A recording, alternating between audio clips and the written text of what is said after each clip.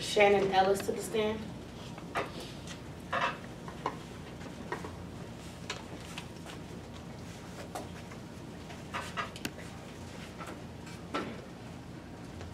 Mr. Ellis, please raise your right hand. Do you swear to tell the truth, the whole truth, and nothing but the truth? You may proceed. Good morning. Good morning. Please introduce yourself to the court, spelling your last name for the record. My name is Shannon Ellis. It's E-L-L-I-S. And what do you do for a living? Well, I used to have my own jazz band. I called us Fat Daddy and the Cool Cats. I was Fat Daddy, of course, but I was changed one summer. I mentored for a youth group, and I realized that I wanted to be part of the team that helped mold our future leaders. So I quit the band and got a job at Fairview Middle School as a teacher. And how exactly are you involved in today's case? I was Sidney Parks and Jesse Duran's homeroom teacher while they were in the 5th grade. And what year was that?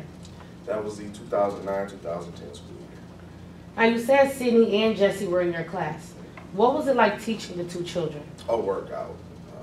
5th graders are full of energy, and trying to keep up with them was way more exercise than I was prepared for. But I had fun, and I might have dropped a pound or two, which keeps a smile on my doctor's face, so it was a win-win. Now, Jesse Duran specifically, what was it like teaching Jesse?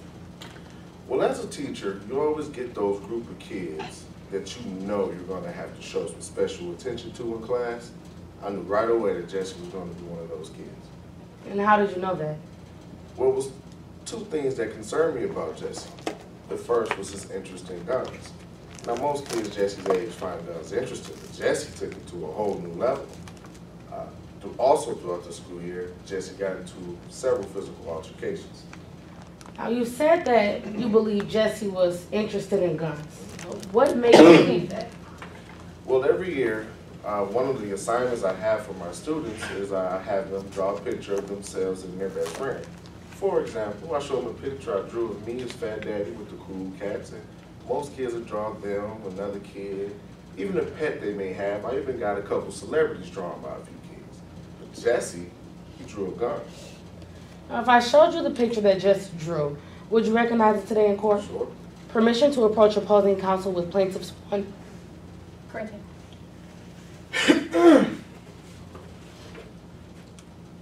Permission to approach the witness. You may. Thank you. What did I just hand you, Mr. Ellis? This is the picture Jesse drew. He called it me and my gun. Just what he drew and turned in when I asked the kids to draw them, their best friend, the types of things they do with their best friend, and how their best friend made them feel. And is this a fair and accurate copy of the picture Jesse turned in after giving those instructions? Yes, ma'am. At this time, plaintiff moves plaintiff's one into evidence. Your Honor, I object to improper character evidence, if I may. You may. Your Honor, this goes to showing a character trait of interest in guns to Jesse Duran, stating that because Jesse Duran was interested in guns prior to August 18th, he was interested in guns on August 18th. Now, for that reason, this is improper character evidence and cannot be admitted.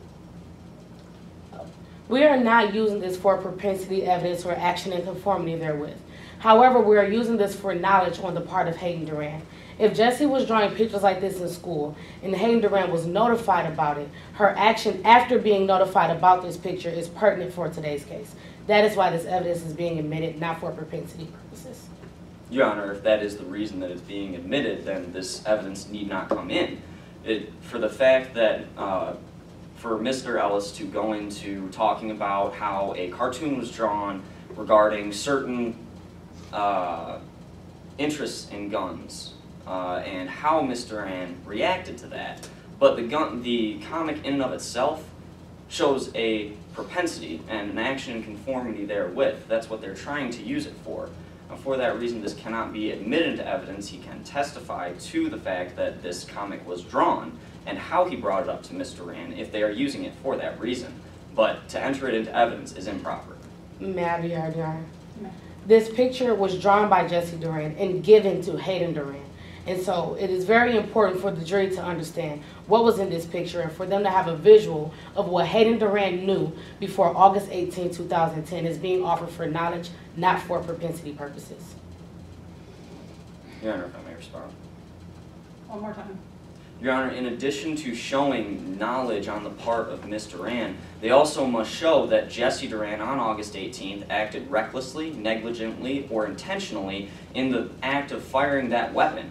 Now, this goes towards meeting that burden as well as showing the knowledge. For that reason, we ask that the comic itself be kept out. But if he wants to talk about the comic and Ms. Duran's reaction to the comic, that's entirely admissible.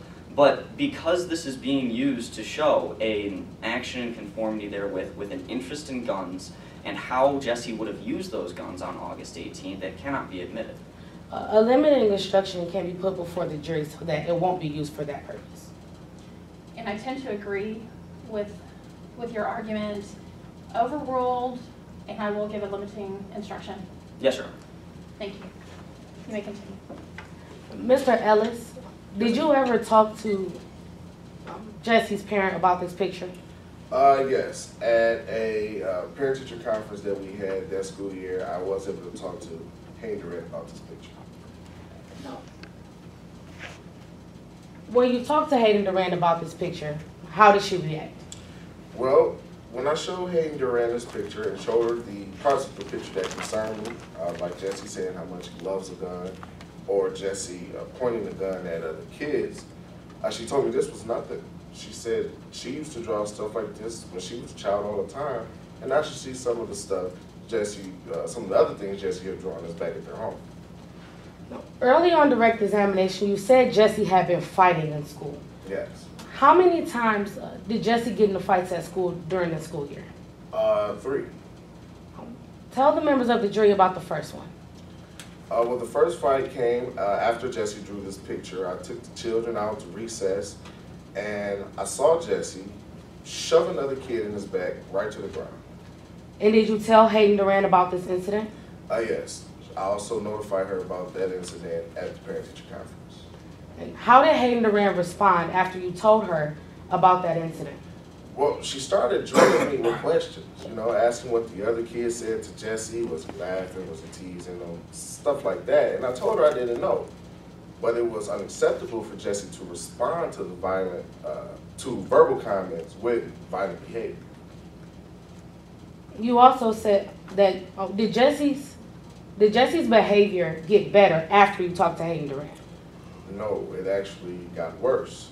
After I spoke with Hayden Duran at the parent-teacher conference, Jesse got into 2 other physical altercations, and those 2 were worse than the first one he got into. Objection, Your Honor. Improper character, if I may be heard. You may. Your Honor, these other 2 altercations that, if I may proffer, I apologize. You may. These other 2 altercations that Mr. Ellis is about to go into, actually, Mr. Duran was not notified about other than through a notification of student discipline that was written by Mr. Ellis. Now, the notification of student discipline has other admissibility issues, but the fact is he can't testify to any reaction that Mr. Duran had in regards to these 2 incidents. Now, per your previous ruling, the fact that Ms. Duran reacted in a certain way based on the character trait of Jesse Duran is relevant and is not improper character. However, we have no reaction of Ms. Duran based on these other 2 incidences. Therefore, this is improper character. May I be heard on those grounds, Your Honor? Hayden Duran was notified about these incidents as well. Like opposing counsel said, a note was sent home to Hayden Duran, so she was notified. So this evidence is being used for the same reason, for knowledge, if I may proffer as well. You may. Later in today's trial, Hayden Duran will be on the stand, and she will say that she knew about this, and we will cross-examine her on her reaction and how she responded to these incidences. This is relevant and is not improper character evidence because it is being used for the knowledge of Hayden Duran. Your Honor, I stand by my objections. The To fact stay. that... So Yes, Jake, Your Honor. if you wish, you can cross-examine her on exactly what you said. Motion to strike any testimony elicited. Granted. Did you speak to Hayden Duran? What else happened when you spoke to Hayden Duran at parent-teacher conference? Well, when I was telling her about the picture and Jesse's physical altercations, I wasn't sure that she was grasping the level of concern I had for Jesse. So I suggested to her that she try to get Jesse to see a psychologist and maybe that could help. And how did Hayden respond after you told her that you thought Jessie could benefit from seeing a psychologist? Well, she said, who in the world do I think I am to suggest that her kid was crazy? Which I didn't. Then she told me that she's tired of people telling her that something's wrong with Jesse just because he wanted to play with guns. She finished the conversation by saying, no one tells me how to raise my own child. And I said, okay, Hayden. And at that point, we were done. I had nothing else. Your Honor, at this time, I have no further questions. May I approach the witness and tender evidence to the bench? You may.